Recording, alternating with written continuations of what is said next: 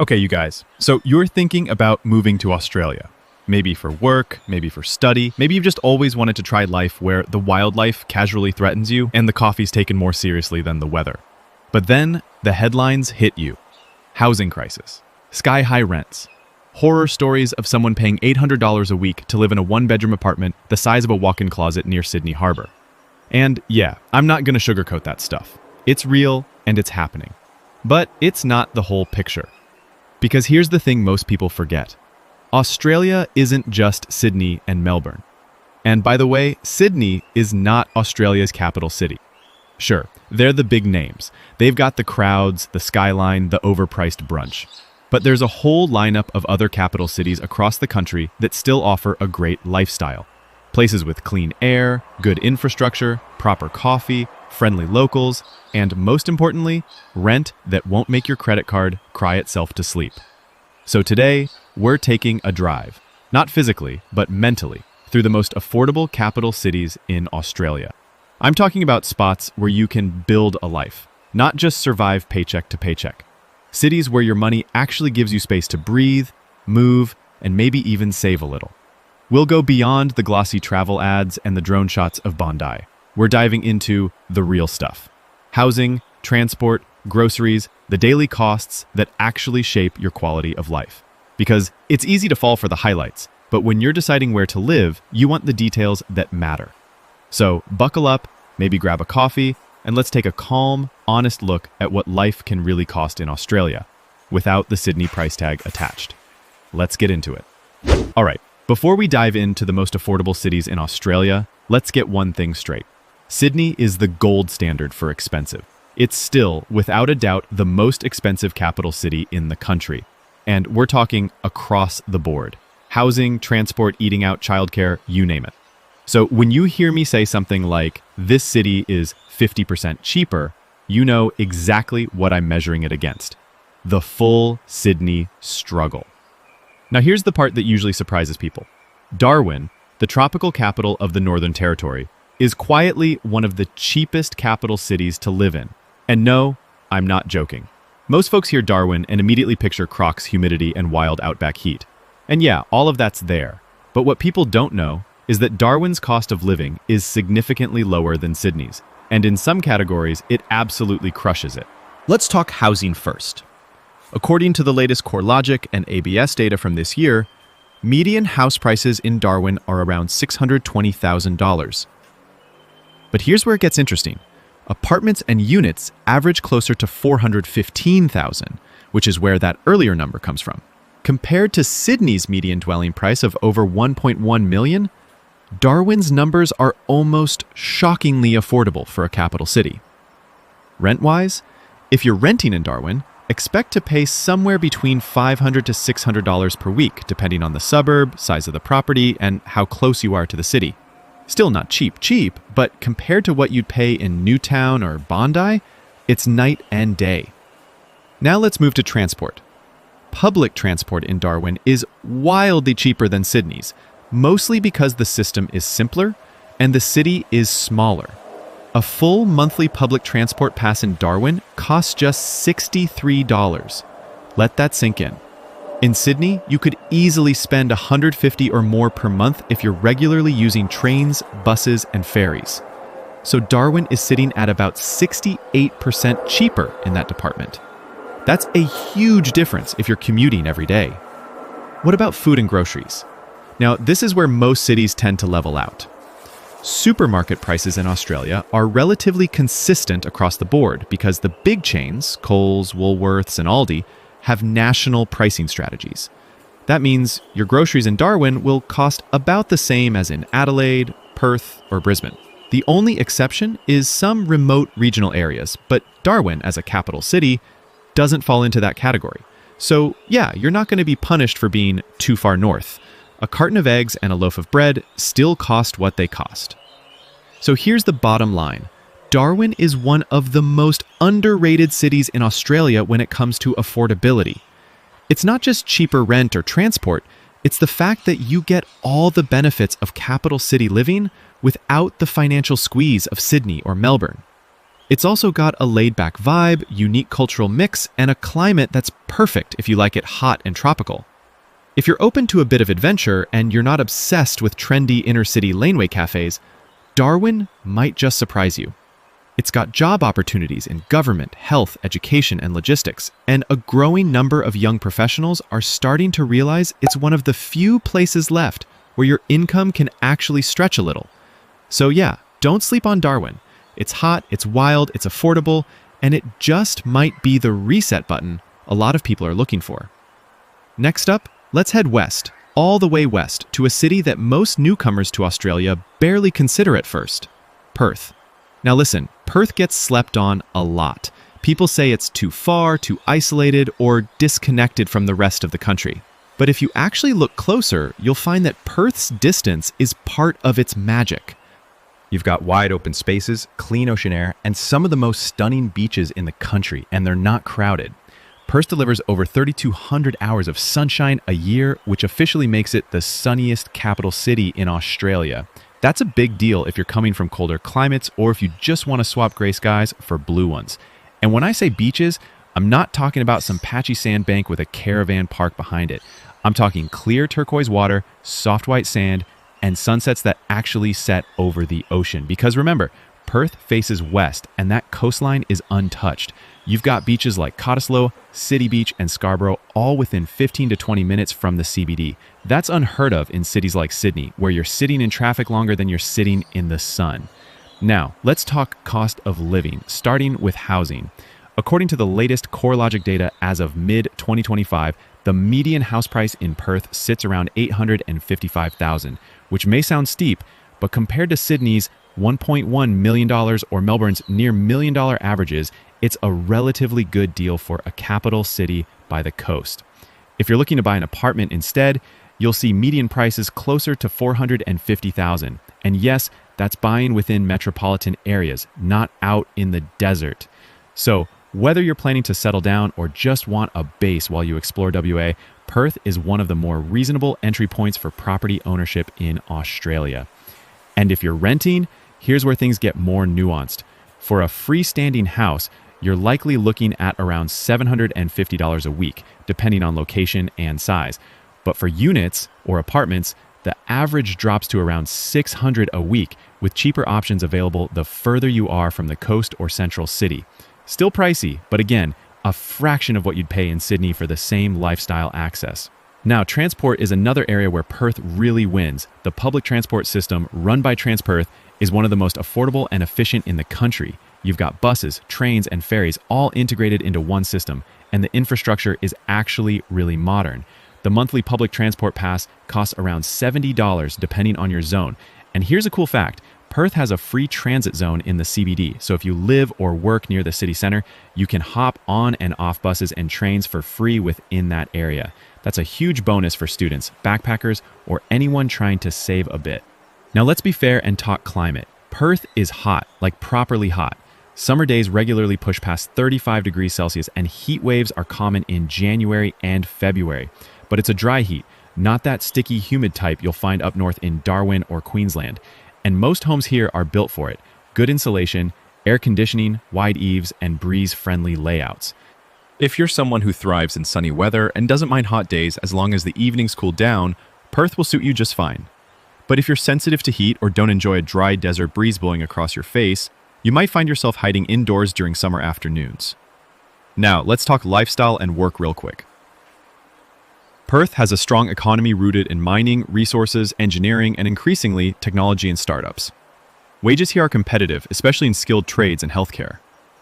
The job market isn't as fast-paced as Melbourne or Sydney, but there's plenty of opportunity if you're willing to look, or if you already have qualifications that are in demand. The city also scores big on livability. Fewer crowds, a laid-back lifestyle, and lots of green space. It's family-friendly, great for outdoor types, and if you're into wildlife, Rottnest Island is just a ferry ride away. And yes, that's where the famous quokka selfies come from. So, to sum it up, Perth is for people who want coastal living without the coastal prices. It's got space, sunshine, modern infrastructure, and a vibe that's more relaxed than rushed. If you're someone who values lifestyle, nature, and a bit of breathing room from the chaos of bigger cities, Perth deserves a serious look. Just bring sunscreen, and maybe a hat. Now, let's head way down south, literally, to a place that feels like a well-kept secret even to many Aussies. Hobart, the capital of Tasmania. Surrounded by mountain peaks, crisp sea air, and a pace of life that feels refreshingly unplugged, Hobart is Australia's second oldest city after Sydney. But I'll tell you what, it feels like it's from another timeline altogether. If you're tired of the traffic, noise, and endless hustle of big metro cities, Hobart might just be your escape. Picture this: weekends at a vineyard overlooking the Darwin River, weekday mornings with mist-covered mountains in the background, and no one bumping into you while scrolling TikTok on the sidewalk. That's Hobart. It's the kind of city where you can drive 15 minutes and be an untouched wilderness, and still get a perfectly brewed flat white on your way back. If you enjoy nature walks, quiet art galleries, bookstores with creaky wooden floors, and fresh seafood straight off the boat, you'll fall in love quickly. Let's get into the real numbers though, because charm is great, but affordability is what brings this list together. According to the latest Domain and CoreLogic data, the median weekly rent in Hobart sits at around $510 for houses and $530 for units or apartments. Now, that might not sound super cheap on paper, but here's the twist. Hobart has some of the most consistent and stable rental prices in the country. Unlike in Sydney or Brisbane, where rent hikes feel like a monthly tradition, Hobart's prices have remained fairly grounded, even post-pandemic. And if you're thinking of buying, the median house price in Hobart is around $700,000 to $750,000, depending on the suburb. That's still far below the million-dollar benchmarks of Sydney or even parts of Melbourne. Units average around $550,000, which makes entering the property market here a real possibility, not just a pipe dream. Now, public transport in Hobart is run by Metro Tasmania, and while it's not as comprehensive as a big city system, it gets the job done, especially for inner suburbs and uni students. A monthly transport pass is around $86, making it one of the most affordable systems in the country. Just keep in mind, Hobart is car-friendly, and a lot of locals still drive, but traffic? Practically non-existent. Let's talk groceries. Tasmanian supermarket prices are pretty much aligned with the rest of the country, thanks to the big chains like Coles and Woolies.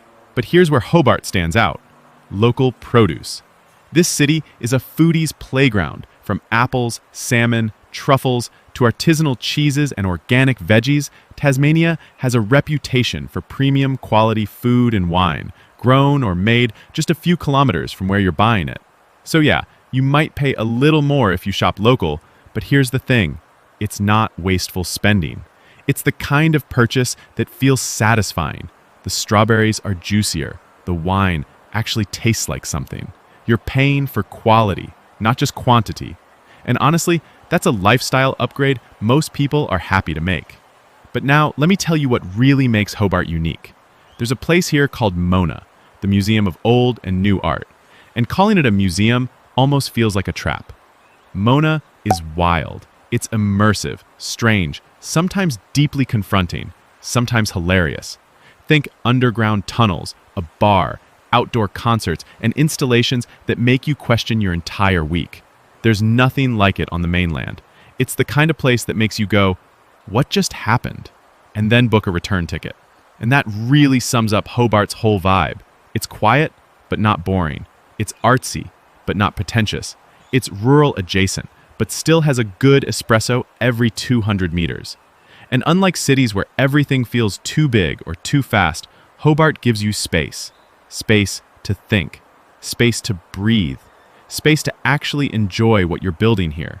Whether you're a student, a digital nomad, a young couple, or someone just wanting to reset their life, Hobart is one of the few places left in Australia that offers beauty, community, and affordability in one package. And if you're coming from overseas or interstate, here's one last note. Hobart Airport connects to all major capitals, and it's expanding. So you're not cut off from the world. You're just not being squeezed by it every day. Now, rounding out our list at number 4 is Brisbane, the capital of sunny Queensland. And yes, on paper, it ticks all the right boxes. Good job market, university town energy, relaxed lifestyle, and cheaper living compared to Sydney or Melbourne. But if you ask me personally, I've got some reservations, and I'll tell you why. Let's start with the good stuff first. Brisbane is a city that strikes a balance between affordability and opportunity. The job market here is thriving, especially in sectors like finance, education, healthcare, and increasingly tech and startups. There's been solid investment in innovation hubs, research parks, and university-led programs. So if you're career-focused, this is definitely a city to watch. Now let's talk housing. Property prices in Brisbane have always been a bit gentler than the southern cities, but they've been climbing fast. In 2025, the median house price is hovering around $800,000. But if you dig a little deeper, you'll still find suburbs and outer rings with prices closer to $625,000, especially for townhouses and newer builds. For renters, a one-bedroom apartment in the city center sits around $1,700 a month, or about $425 a week, while going suburban can slash that number down closer to $300 to $350 a week. Public transport here, still fairly affordable. A monthly pass costs around $159, and the Go Card system makes travel across buses, ferries, and trains relatively smooth. Not as cheap as Hobart or Darwin, but miles better than Sydney. If you're a student or commuter, it's workable. So what's the catch? Well, here's where my personal take comes in. Brisbane has a flooding problem, and not a small one. This isn't me being dramatic, this is historical fact. Brisbane has a long-standing flood risk, especially in low-lying suburbs along the river like New Farm, West End, Rockley, and parts of Indooroopilly. You'll see houses on stilts or raised off the ground. And that's not just architectural flair, that's a warning. If you ask me, I wouldn't risk living in a flood-prone area. I like the sound of rain on the roof, yeah, it makes me sleep like a baby, but I don't want to sleep with one eye open, wondering if a swollen river is about to turn my street into Venice. It's not that it floods every week, but when it happens, it's a mess. Ask any local who went through the 2011 or 2022 floods. They'll tell you it's not something you just brush off. Sure, the city is investing in flood mitigation and smarter urban planning, but many homes are still vulnerable, and unless you're super familiar with flood maps and risk zones, you might not even realize you're in a trouble spot until the water's at your doorstep. So yeah, buyer or renter, beware. Still, Brisbane isn't just flood drama. There's a reason people move here in droves. You've got great weather almost year-round, a massive focus on outdoor lifestyle, parks, hiking trails, riverside cafes, and a strong community vibe. It's also a student magnet, with top universities like UQ, QUT, and Griffith. So if you're young, mobile, and ready to plug into the lifestyle, Brisbane can deliver a really good experience. Just be smart about where you live. Seriously. The city sprawls wide, so you've got options. Places like Chermside, Carindale, and Kedron offer better elevation and access to shopping, schools, and public transport, without the same flood anxiety. So, is Brisbane affordable? Yes. Is it livable? Absolutely. Is it for everyone? Not necessarily. For me, it's got potential, but only if you pick the right pocket of the city. Otherwise, what you save in rent, you might pay for in peace of mind. And finally, last but definitely not the least, we're pulling into the city I actually call home. Adelaide. That's right, this one's personal. And look, I might be biased, but honestly, nothing beats Adelaide. At least, not for me. Some people call it a hidden gem. Others don't even think of it when planning their Aussie move. And to be honest, that's exactly why it's so good. Adelaide is low-key, under the radar, and proud of it. If you like quiet suburbs, leafy parks, heritage buildings, and that feeling of space to breathe, this city's already calling your name. You can walk around the CBD on a Tuesday afternoon and still feel like it's a Sunday morning. That's not an exaggeration, it's just that chilled. It's probably the most laid-back capital city in Australia, and for a lot of people, that's a huge win. Now let's talk housing, because this is where Adelaide still shines, even in 2025. Yes, the property market here has climbed in recent years, and Adelaide has officially joined the $1 Million Club for some suburbs, but that doesn't tell the full story. Here's the reality. Median house prices across metropolitan Adelaide are sitting around $750,000 to $800,000, according to CoreLogic's latest data. But there's a lot of variation depending on where you go. If you look at northern suburbs like Elizabeth or Salisbury, you'll still find homes in the $550,000 to $650,000 range. That's solid value for a capital city with beach access, good schools, and public transport. But swing around to the inner south and eastern suburbs, places like Unley Park, Malvern, Beaumont, Burnside, Medindie, and yeah, now we're talking $1 million territory. Some homes in these areas are pushing $1.5 to $2 million. These are the leafy, old money areas that have heritage homes, top schools, and beautiful tree-lined streets. So just like any city, it all depends on where you plant your roots. Now let's talk rent, because if you're not buying just yet, Adelaide's still a fantastic place to settle. Rent for both houses and units sits between $550 to $600 per week, sometimes even less the further out you go. Compared to Sydney or Melbourne, that's a bargain. You can still find a decent 2-bedroom unit in a solid suburb for under $500, especially if you're happy to look beyond the inner ring. But here's the one thing I always tell people. Watch your utilities. I've lived in quite a few rentals across Adelaide, and let me tell you, not every house here is built for the cold. Some homes just aren't well insulated. You'll find old weatherboard houses where winter creeps in under the floorboards, and your heating bill suddenly looks like a second rent. So, while the rent might be affordable on paper, poor insulation can mean higher electricity bills, especially in winter. Internet and water rates here are also slightly higher than the national average. It's not a deal breaker, but definitely worth factoring into your monthly budget. Now, what about the lifestyle? That's where Adelaide really makes sense. You've got access to world-class wineries like Barossa Valley and McLaren Vale just an hour away. You can go from the city centre to the beach in 20 minutes flat. There's a real emphasis on local food, live music, cultural festivals, and markets, and yet you're never stuck in traffic. Commuting here is a dream. Public transport in Adelaide isn't as extensive as Sydney or Melbourne, but it's functional. A monthly pass will cost you around $110, and it covers buses, trains, and trams within metro areas. Students and concession holders get discounts, and there are still free tram zones in the CBD. But if you're living in the outer suburbs, a car is still pretty essential.